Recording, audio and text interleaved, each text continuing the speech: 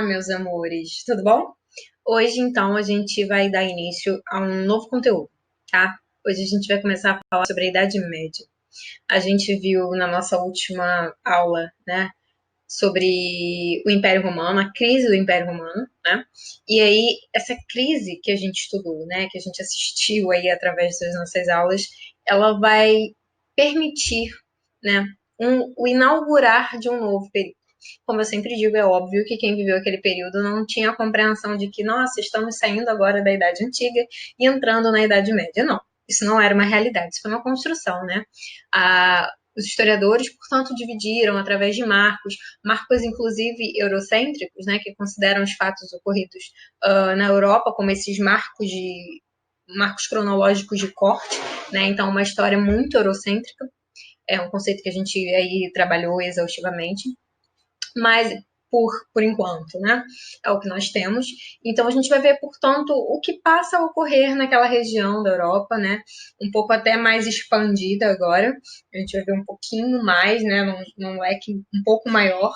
Em termos de extensão territorial, o que vai acontecer aí após a crise e a queda do Império Romano, tá? Que também é muito consequência ou parte da consequência do que a gente vai ver agora, tá? Então vamos lá. A partir de agora, portanto, a gente vai ver a formação e a consolidação, ou seja, como se forma e como se consolida esse mundo medieval, beleza?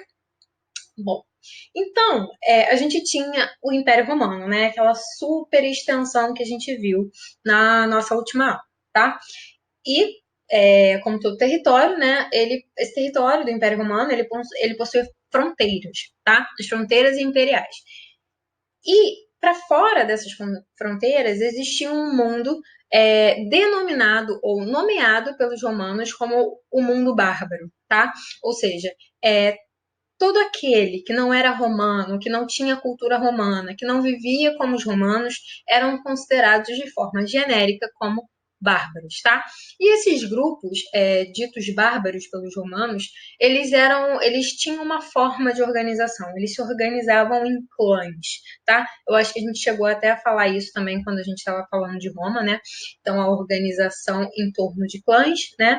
Uma família principal, o pai principal daquela família, né, o conjunto desses homens principais de cada clã, né, que tomavam as decisões. Então a gente tem os clãs guerreiros germânicos, ou seja, esses os povos bárbaros entendido enquanto povos germânicos, que não eram só os germânicos, os povos bárbaros, mas os germânicos. Eles eram um desses povos, né, tidos como bárbaros, e a formação em clãs era uma formação voltada para a guerra, né? Então a gente tem a fronteira de um Império Romano com um exército e a gente tem para fora dessa fronteira grupos organizados em clãs voltados para a guerra. Então a gente já pode aí imaginar que tensões eram comuns entre o Império Romano, né, e as suas fronteiras e esses povos ditos bárbaros, tá? Uma coisa importante, né, é a se considerar sobre esses povos bárbaros ou os povos germânicos, que é o que a gente está tratando agora, a gente vai ver outros, que a realidade econômica deles, né, o modo de produção deles, era baseado na agricultura e na criação de animais, por isso agropastoril, tá? E de uma exploração coletiva, ou seja, a organização econômica, a produção dessa organização, a partir dessa organização econômica, ela se dava para o todo, ou seja, para aquela coletividade, para aquele grupo de indivíduos, ok? E aí,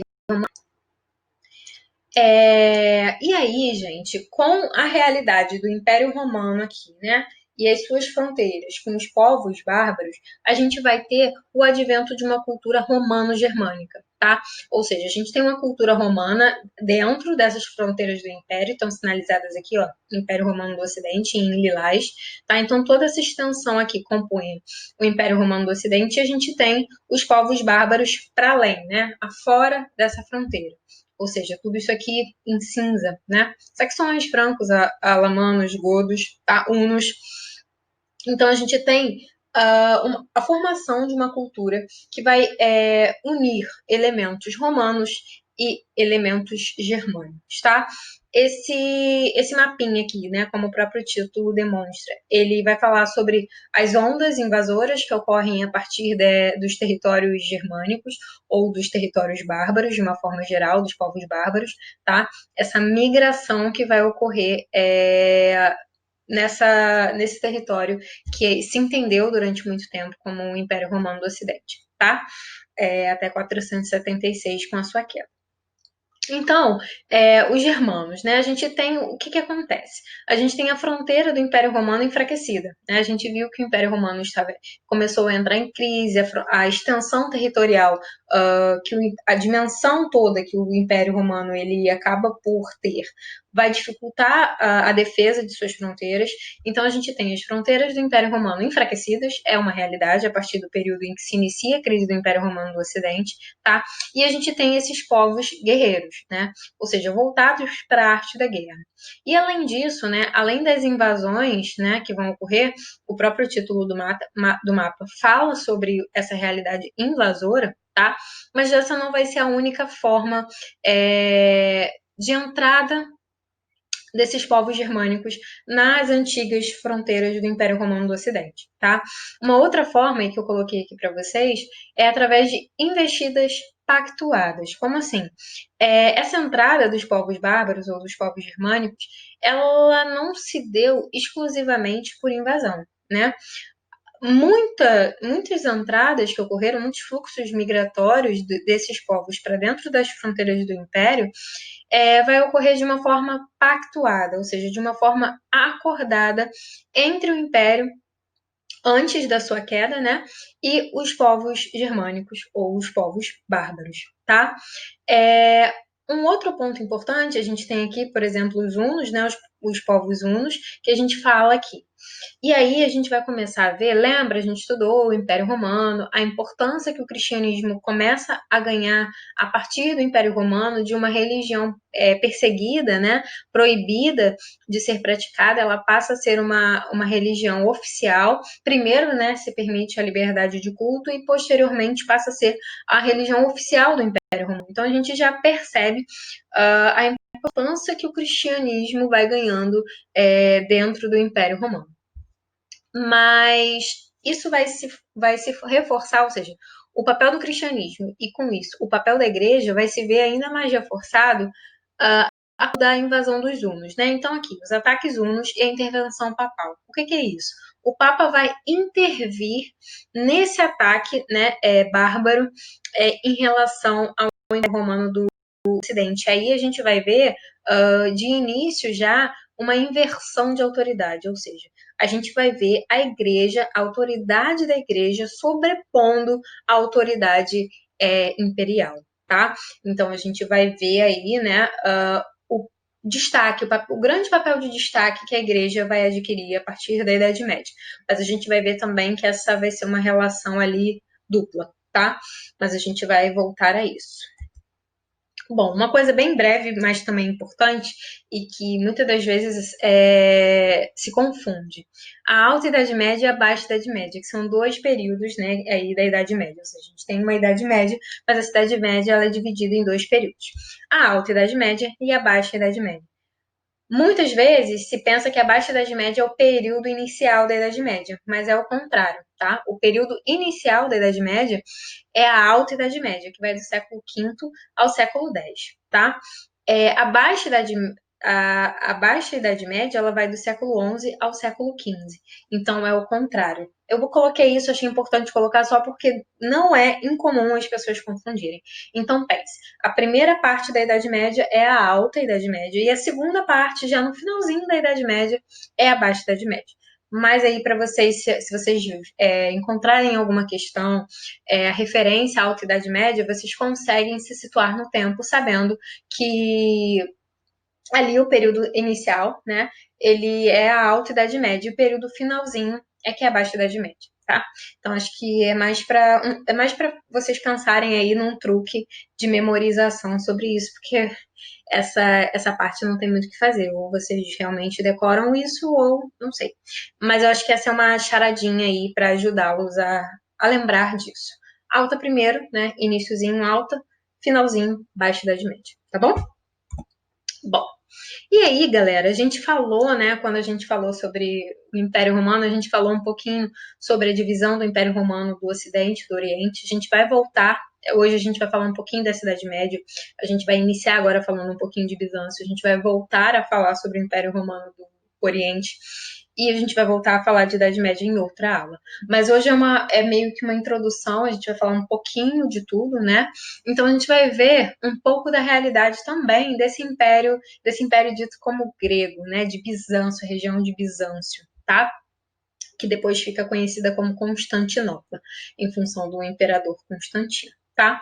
Coloquei aqui a imagem de um mosaico, que é uma característica, uma arte bizantina. E uma coisa importante é que essa arte ela não tinha só um papel artístico, né? Não só um papel estético, mas ele tinha um papel muito importante, que era um papel instrutivo. Ou seja, a arte bizantina, ou os mosaicos de Bizâncio, né? Os mosaicos bizantinos, eles tinham o objetivo de instruir, né? De instrução aos seus fiéis. Mas como assim, professora? A maioria da população ela não era alfabetizada, né? Ela não tinha acesso à leitura das escrituras, né? Até porque essas escrituras muitas vezes elas estavam numa língua que não era a língua comum, não era a língua vulgar, a língua que as pessoas falavam. E isso dificultava ainda mais o acesso às escrituras sagradas. E aí a arte bizantina vai figurar como uma forma de instruir, de educar os fiéis, né? De demonstrar os caminhos de Cristo, né? E de seus fiéis, né? Dos seus discípulos, de modo a que essa população se espelhasse, né? Seguisse os passos de Cristo sem precisar ler, né? Porque era algo que não era acessível a todas as pessoas. Então, a arte bizantina, ou os mosaicos bizantinos, serviam para instruir, para ensinar, né? Através de imagens, tá? Bom, uma outra coisa importante é que o imperador dessa parte oriental, né, do império que subsiste, que permanece, vai, vai unir, né, a gente vai ter ali a junção do poder imperial com a autoridade da igreja, tá?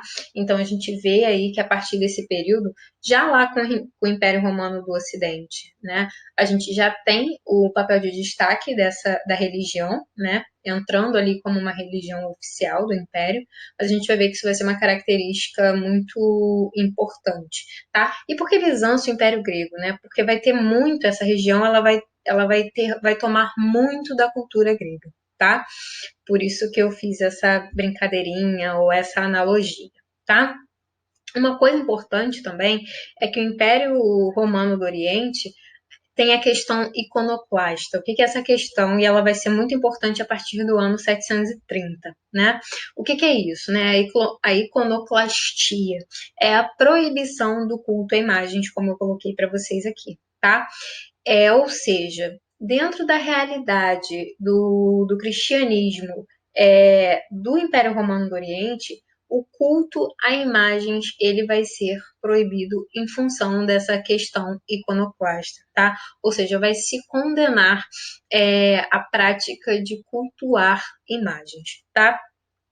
E aí, todos aqueles que se colocavam contra isso vão ser perseguidos, ou seja, vai haver uma perseguição aos opositores dessa questão do culto às imagens. E a gente vai ver que isso lá na frente também vai render, lá no final da Idade Média, né?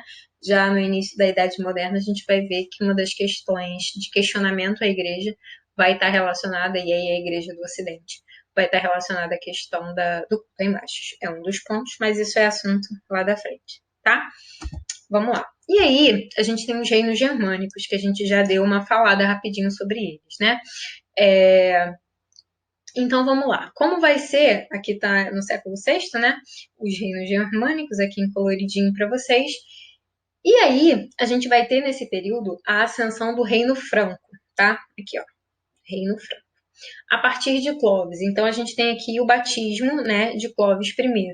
Ou seja, mais uma vez, a associação do poder imperial ao poder da igreja, tá? Ou seja, o poder imperial sendo legitimado, né, o poder desse reino, né, desses reinos germânicos sendo legitimados pela igreja, tá? Então, a gente tem a ascensão do reino franco com Clovis I, tá? E o seu batismo aqui, que eu extraí do livro de vocês, essa imagem, mostrando aqui a legitimação da igreja a esse poder, tá? Ao poder desse reino. E aí, né, sendo batizado, isso significa que ele está se convertendo ao cristianismo. O cristianismo o quê? Aquele cristianismo nascente de Roma. E com Clovis a gente tem o início de uma dinastia, né, de um poder que ficou conhecido como a dinastia Merovingia, tá? Bom, e aí, Clovis vai conseguir, portanto, unificar os francos, né? Os povos francos, eles vão ser unificados em torno da sua figura, da figura de Clovis, tá? E aí ele vai fundar com isso uma monarquia cristã, ok? Ou seja, a gente vai ter, como eu já disse para vocês, a associação do poder político, né, ao poder religioso, tá?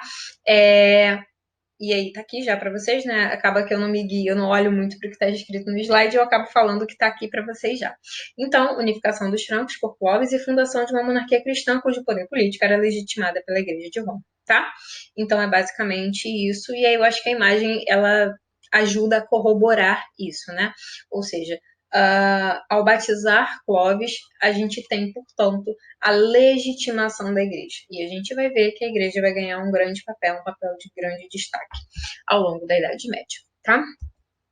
Bom, e aí a gente viu, né, a dinastia Merovingia, mas aí a gente vai ter a formação de uma outra, vai seguir-se a essa dinastia Merovingia, a dinastia Carolíngia, né? Ela vai ficar muito famosa depois de Pepino Breve por Carlos Magno, né? Que a gente não chegou a falar, né? A gente vai falar hoje um pouquinho sobre essa dinastia e sobre o período de Carlos Magno, tá? Então a gente tem, a partir da dinastia carolíngia, a formação de um império, tá? Então a gente volta a essa lógica imperial de uma grande extensão territorial, de anexação de novos territórios, tá? E aí essa formação, ela se dá a partir de Pepino Breve, né, com a inauguração de uma nova dinastia, a dinastia carolíngia, no ano de 751. Uma coisa importante que eu não falei, mas esse período, gente, já é o período depois de Cristo, tá? Então, para ficar muito claro, a gente está falando de cristianismo, cristianismo é algo que surge após o surgimento de Cristo, então todo esse período a gente já está falando no período depois de Cristo, tá? Eu não me lembro de ter falado isso, mas às vezes a gente precisa, né, para poder se situar. Então, é isso, tá? Então, vamos lá. E aí, o que, que vai acontecer, né? Assim como a gente vê, né? Assim como a gente viu aqui, por exemplo, a gente viu antes também, aqui, a intervenção papal na questão da invasão germânica ou da questão bárbara, né? Ou seja, o Papa intervindo para negociar essa invasão, né? Para que as questões de entrada desses povos bárbaros germânicos para dentro do império, né? Ela se desse de uma forma pactuada, de uma forma conversada, né? Como eu coloquei aqui, uma investida através de um pacto. Então a gente tem essa intervenção do Papa para que esse processo ele se dê de uma forma menos complexa, ok, para as autoridades daquela região.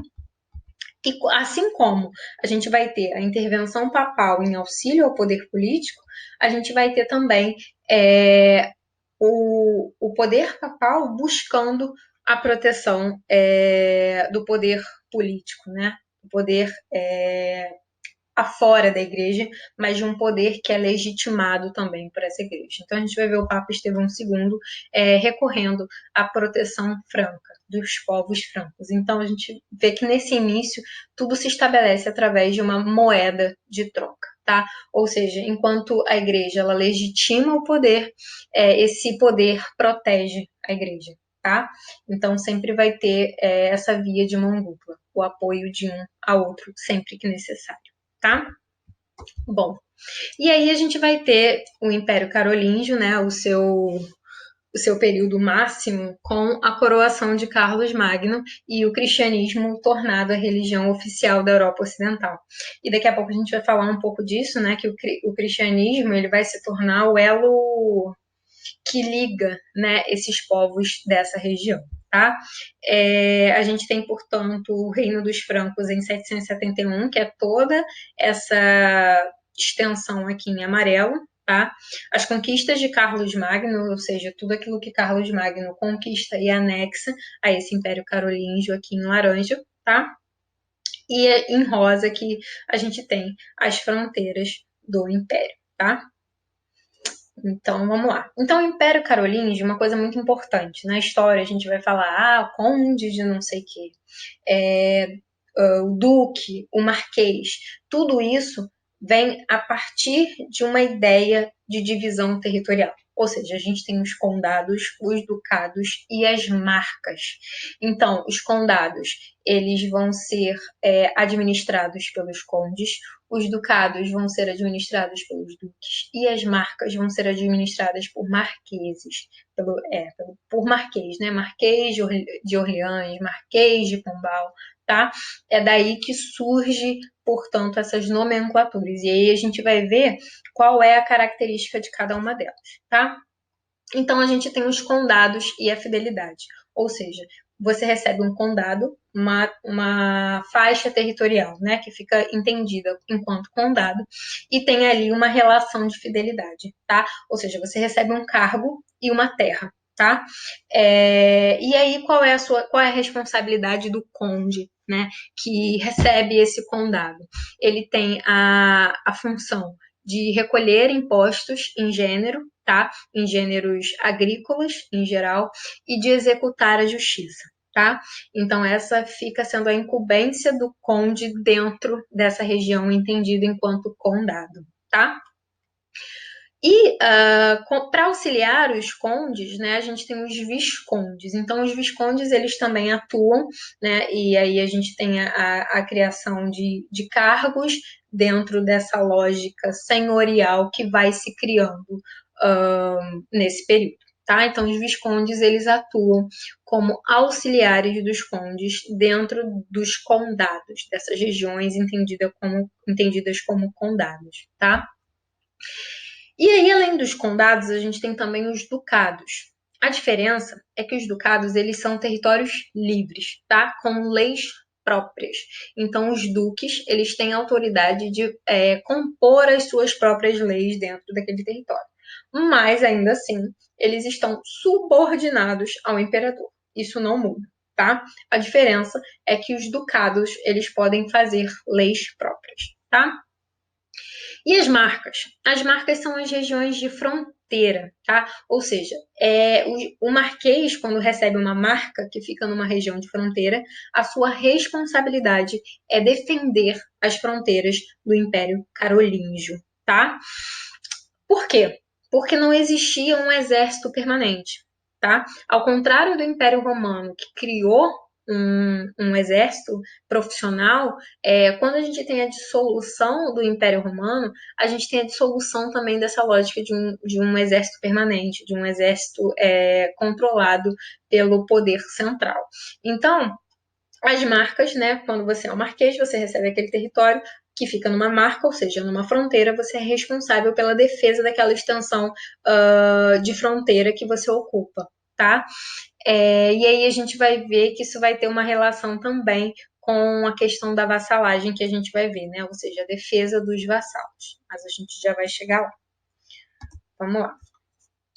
Bom, se a gente tem com Carlos Magno, portanto, a formação do Império Carolíngio, a gente vai ter, portanto, depois de sua morte e depois da morte de seu filho, né, a gente vai ter a divisão do Império, né, construído por Carlos Magno, em 3. Então, eu coloquei aqui no mapinha, né, vai ficar parte desse território com os netos, né, de Carlos Magno. Vai ter o primeiro aqui, que é o reino de Carlos o Calvo, ele vai ficar com essa região, tá? O reino de Lotário, que é essa parte em verde, e o reino de Luís, conhecido como Luís o Germânico, tá? Que é essa parte aqui em amarelo. Ou seja, Carlos Magno vai conseguir constituir o Império Carolíngio, mas que não vai conseguir se manter unido quando da morte de Luís, né? O filho de Carlos Magno. Ele vai ter 3 filhos, esses 3 filhos vão dividir o Império. Beleza? E aí, gente, quando a gente tem essa divisão, a gente vai ter, portanto, uma ampliação da lógica da ruralização. Ou seja, se o Império Romano ele era constituído basicamente a partir das cidades, com a divisão do Império Carolíngio, a gente vai ter cada vez mais uma ampliação da ruralização, ou seja, de uma vida voltada para os campos. E com isso, definitivamente um processo, né, ao longo dessa Idade Média, que só vai ser rompido lá a partir do século XII, para o caso português, né, e daí em diante para os demais reinos, né, de descentralização política. Ou seja, durante todo esse período a gente vai ter um processo de descentralizar a política. Se a gente tinha a unificação, o império, com Carlos Magno, a partir do Tratado de Verdun, a gente vai ter a fixação de um poder descentralizado nessa região aqui da Europa, tá? Como assim descentralizado? A gente não vai ter uma figura que unifique, né, que centralize o poder. O poder ele vai ser senhorial e a gente já vai ver isso, tá? Isso aqui é uma coisa que eu mencionei lá atrás e que eu vou voltar agora. A igreja, portanto, né, a gente vai ter aí essa descentralização política, tá, que eu falei para vocês. E aí, o que vai unir, né, esses povos ou essas regiões? A igreja. A igreja, ela vai ter um caráter aglutinador, um caráter de fornecimento de identidade. Porque aqui a gente não vai ter uma noção de nacionalidade, de pertencimento a um território como um Estado-nação, tá? O que vai unir esses povos, o que vai fazer com que eles tenham um sentimento de pertencimento comum é a identidade cristã. Ou seja, a gente se entende como par, ou seja, como pares, né, em função de professar a mesma fé, de ter a mesma religião, de ter uma identidade cristã, tá? Então é isso que vai unir os povos na Europa desse período, tá? Vamos lá que isso deve estar ficando grande. Bom, e aí a gente tem, portanto, e a gente não vai encerrar esse assunto hoje, essa parte aqui é um pouco descritiva, eu só vou explicar para vocês como funcionava. A gente não encerra, muito pelo contrário, a gente só está dizendo aí como se formou e como começa a se consolidar. E aí na próxima aula a gente vai começar a ver como se processou todas essas coisas que a gente está vendo aí, como se formaram, tá? Portanto, o feudalismo, a gente vai ver como se processa esse feudalismo que a gente tanto ouve falar e o regime senhorial que embasa esse feudalismo, esse sistema, tá? As terras, elas eram, portanto, concedidas, entendidas como um benefício, né? O benefício do feudo, tá? Através do quê? Dos condados, ducados e marcas que tinham também a função militar, né? Como eu falei para vocês, essas marcas eram regiões de fronteira que deveriam ser defendidas, portanto, pelo marquês, que era aquele que detinha um território conhecido como marca, tá? Então a gente vai ver, como eu falei para vocês, nesse período a gente deixa de ter um exército profissional. E aí esse exército ele é pautado pelos condes, pelos duques e pelos marqueses, né? Eram eles os responsáveis pelas defesas dos seus próprios territórios, tá?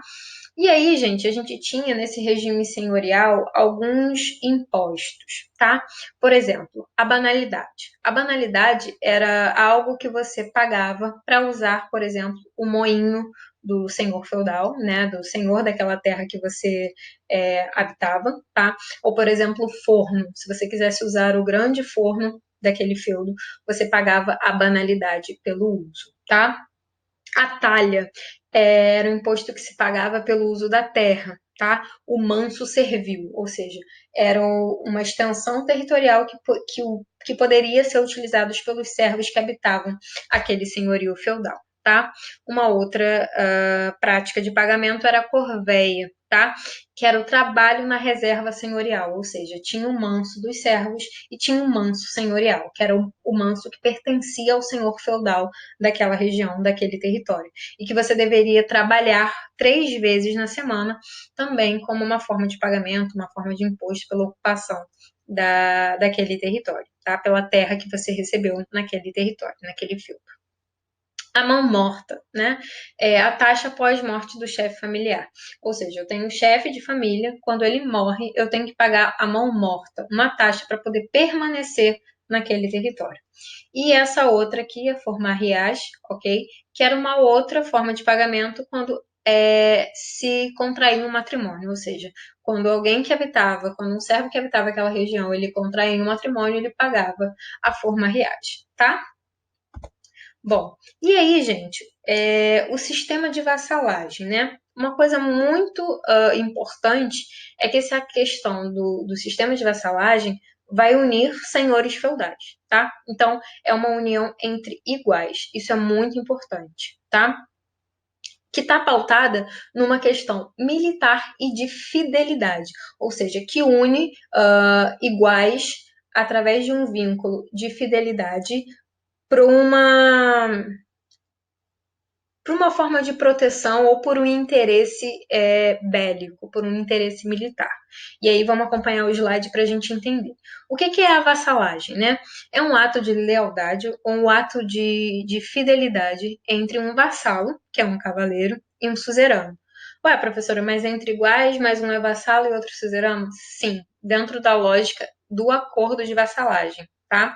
Dessa homenagem que é feita, mas ambos são senhores feudais, tá? Tanto vassalo quanto suzerano.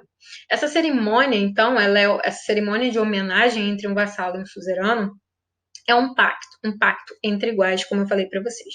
E aí a gente já vai entender, tá? Deixa eu só explicar uma coisa aqui brevemente. Um vassalo, né, ele tem um suzerano. Esse suzerano aqui, deixa eu pegar aqui uma caneta para ver se fica mais fácil de explicar.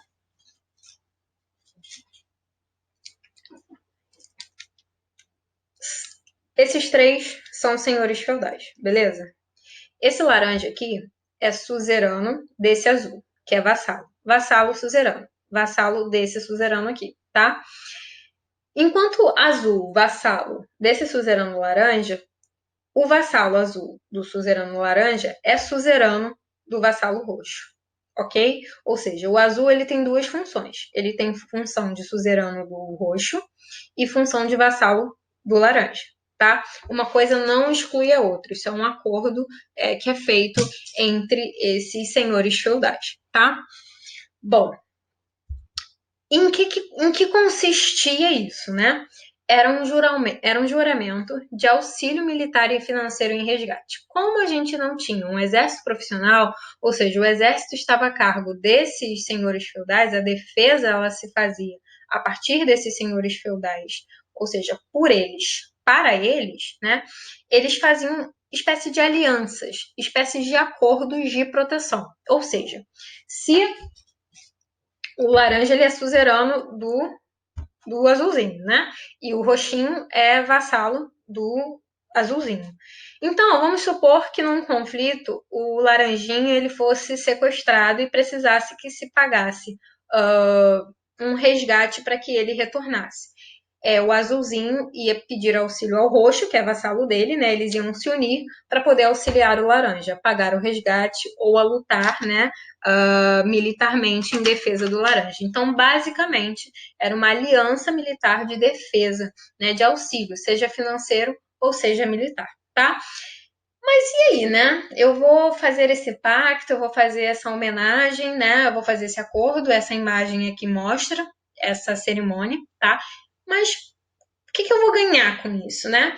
A investidura, ela era a contrapartida dessa relação, ou seja, eu me tornava vassalo de alguém, né? Eu fazia essa homenagem, eu fazia esse juramento de fidelidade, eu me comprometia com esse suzerano e eu tinha em troca uma terra ou uma pensão, né? Que é o que se entende como feudo, tá? Então, eu tinha a investidura, né? No ato da homenagem, eu também tinha a investidura. Eu recebia uma terra ou uma pensão em função desse acordo, tá?